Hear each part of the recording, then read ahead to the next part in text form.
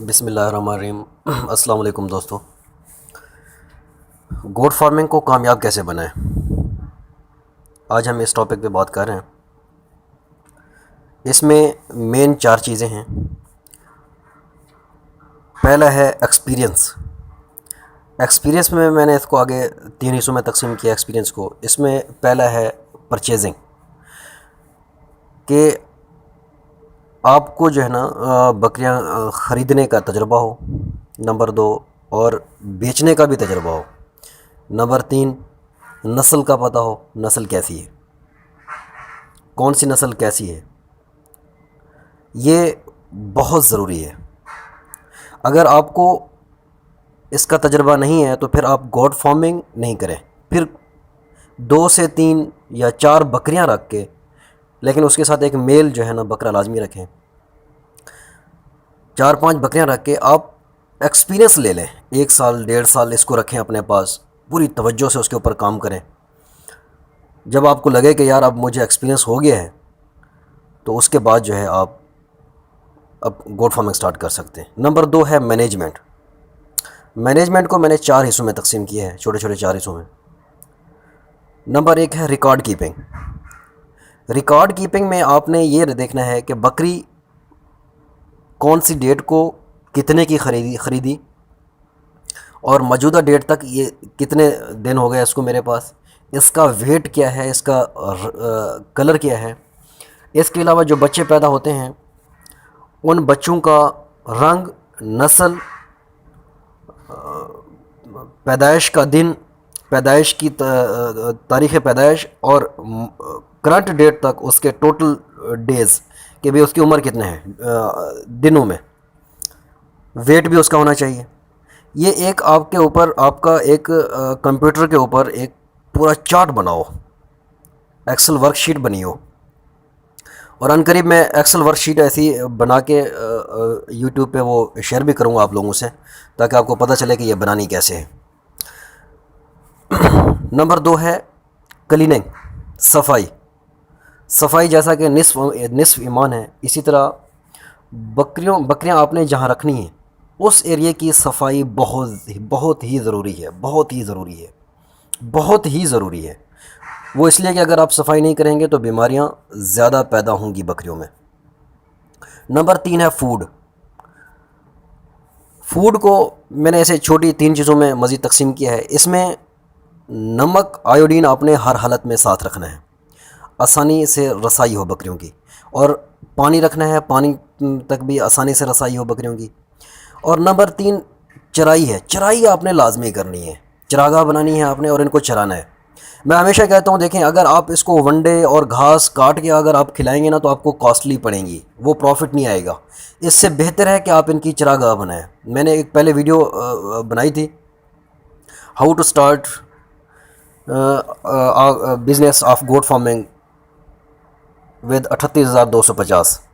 उसमें मैंने कंप्लीट बताया कि आपने कितने बकरों के लिए कितने एरिया की चरागाह बनानी है और किस तरीके से बनानी है और किस तरीके से उसको मैनेज करना है। नंबर 4 है वैक्सीनेशन। वैक्सीनेशन पर मंथ बकरियों की लाजमी है।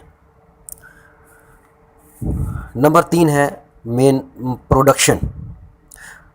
प्रोडक्शन को मज़ीद मैंने 6 हिस्सों में तकसीम किया है। Number 1 bladder.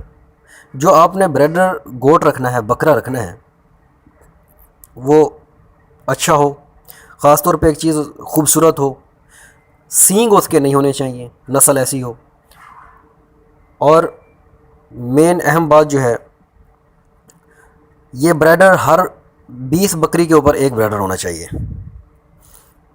बाकी मैं पहले एक वीडियो में बता चुका हूँ कि आपने जो है ना इनको आपस में, इनका ब्रीडिंग सीज़न कौन सा होता है।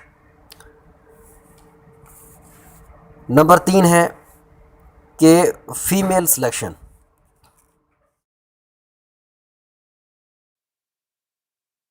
नंबर 3 है कि फ़ीमेल सिलेक्शन,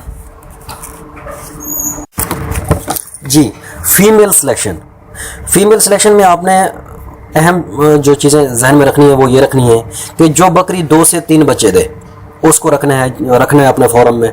और जो बकरी जो है 1 बच्चा दे उसको फार्म से निकालना है। इसी तरह जो बकरी ज़्यादा दूध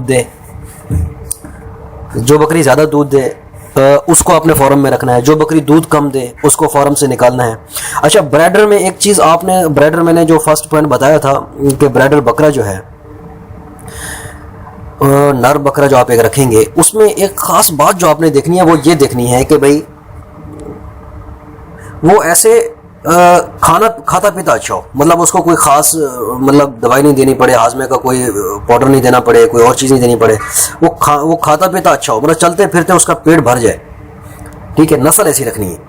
और मैं हमेशा जो है तरकीब यही देता हूँ कि अपने इलाके की नस्ल रखो और दोगली नस्ल रखो। जब आपका एक्सपीरियंस हो जाए, आप उसको कामयाब कर लें, तो उसके बाद जो है ना आप फिर किसी और तरफ जाएं, बीतल की तरफ जाएं, मक्की चीना की तरफ जाएं, अपना राजनपुरी की तरफ जाएं, गुलाबी की तरफ जाएं। अच्छा, नेक्स्ट जो है वो है प्रेगनेंसी।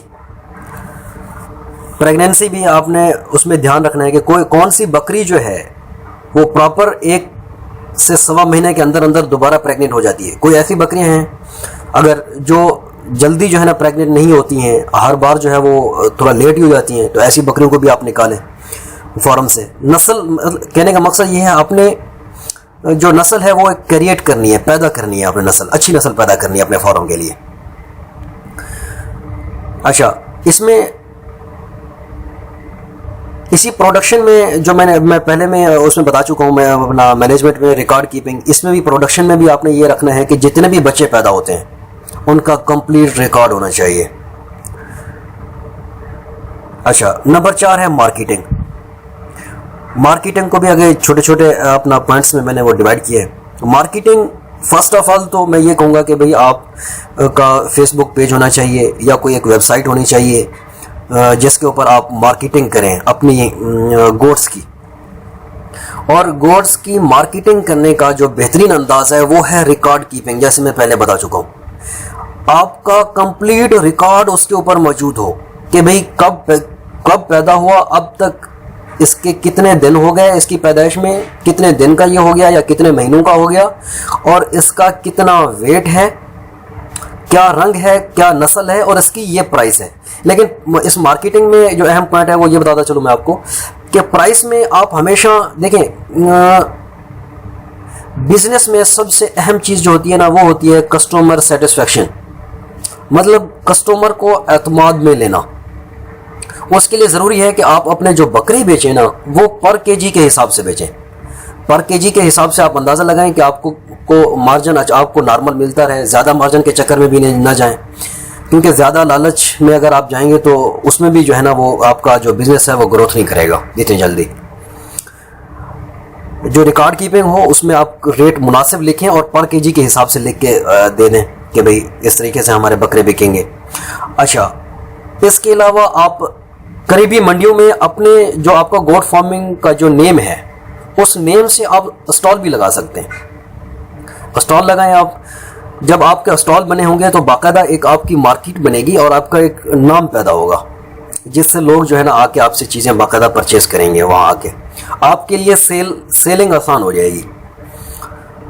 अच्छा, इसके अलावा अगर आपका फार्म बहुत बड़ा है तो उसके लिए जो है आप मुख्तलिफ बड़ी मंडियों में लाहौर, इस्लामाबाद, कराची, पेशावर, वहाँ फ्रेंचाइज कायम कर सकते हैं। ये छोटे लेवल पे स्टॉल और बड़े लेवल पे जो है ना आप फ्रेंचाइज कायम कर सकते हैं। वहाँ पे भी यही रिकॉर्ड पूरा हो और इस तरीके से आप कस्टमर को एतमाद में ले। जितना कस्टमर आपके ऊपर भरोसा करेगा, आपका जो बिज़नेस है उतना ही ज़्यादा ग्रोथ करेगा। अच्छा, इसके अलावा छोटे पॉइंट ये हैं कि आप करीबी किसी होटल्स जो हैं आपके अच्छे करीबी होटल जो हैं आप उनसे भी कांटेक्ट कर सकते हैं। उनको भी आप पर केजी वेट के हिसाब से आप उनको जो है वो बकरे सप्लाई कर सकते हैं। इसी तरह स्लाटर हाउस होते हैं, मुज़ब्बा खाने, वहाँ पे भी जो आप अपने बकरे जाके वो सेल कर सकते हैं, पर केजी के हिसाब से करें। मैं हमेशा ये सजेस्ट करूँगा कि आप जो है ना वो पर केजी के हिसाब से ही बकरे बेचें। देख लें कि आपको कितने में वारे में है उतने हिसाब से पर केजी रेट लगाएं और बकरे का फ़ौरन वजन करके दें। अच्छा, कुछ लोग होते हैं कि अगर आप उसको खिलाएंगे पिलाएंगे, कैसे कि वंडा खिला रहे हैं, कोई और चीज़ खिला रहे हैं, आपके एक्सपेंसेस बढ़ते जाएंगे। मैं हमेशा जो है जो बात करता हूँ वो ये करता हूँ कि भाई बकरियों को आप चरागाह में पालें। हाँ, अगर प्रेग्नेंट है तो फिर आप खुराक दें, कोई वंडा दें, ठीक है, कोई इस तरीके से आप खुराक थोड़ी बढ़ के दें। दुनिया में जंगलों में हज़ारों जानवर पड़े हुए हैं, अल्लाह ताला का एक निज़ाम है, वहाँ बकरियाँ भी हैं। तो अल्लाह पे भरोसा करें, ये नबी करीम सल्लल्लाहु अलैहि वसल्लम का फरमान है, बकरियाँ रखा करो, अल्लाह ने इनमें बरकत रखी है। ठीक है, आपका थोड़ा सा एक्सपीरियंस होना चाहिए और ये जो पॉइंट मैंने बताए हैं इनके ऊपर ये आप अपने पास लिख लें। लिखने के बाद एक एक पॉइंट के ऊपर आप तवज्जो दें, इंशाल्लाह मुझे पूरी उम्मीद है गोट फार्मिंग में कभी लॉस नहीं होता। हमें तो कभी लॉस नहीं हुआ, अल्लाह का करम है, मतलब फ़ायदा ही फ़ायदा नज़र आता है। अल्लाह का नाम लेकर स्टार्ट करें। कुछ लोग होते हैं कि भाई कहते हैं कि भाई हमारे पास जो है ना पैसे नहीं है, पैसे कम हैं, तो उसके लिए भी मैंने एक वीडियो पहले बताई है कि देखो बिजनेस लोग क्यों नहीं कर पाते हैं। बाज़ औक़ात वो ये कहते हैं हमारे पास 2 लाख आएगा, 3 लाख आएगा, 4 लाख आएगा, फिर हम बिजनेस स्टार्ट करेंगे। इसी सोच में ना इतने पैसे जमा होते हैं ना वो बिजनेस स्टार्ट कर पाते हैं और अरसा लग जाता है उनको। बिजनेस स्टार्ट करना है ना तो करना है तो करो। उसके लिए अगर आपके पास 1000 भी है ना आपकी जेब में, तो वो 1000 भी आप देखो कि मैं 1000 कैसे इन्वेस्ट कर सकता हूँ और कहाँ कर सकता हूँ। तो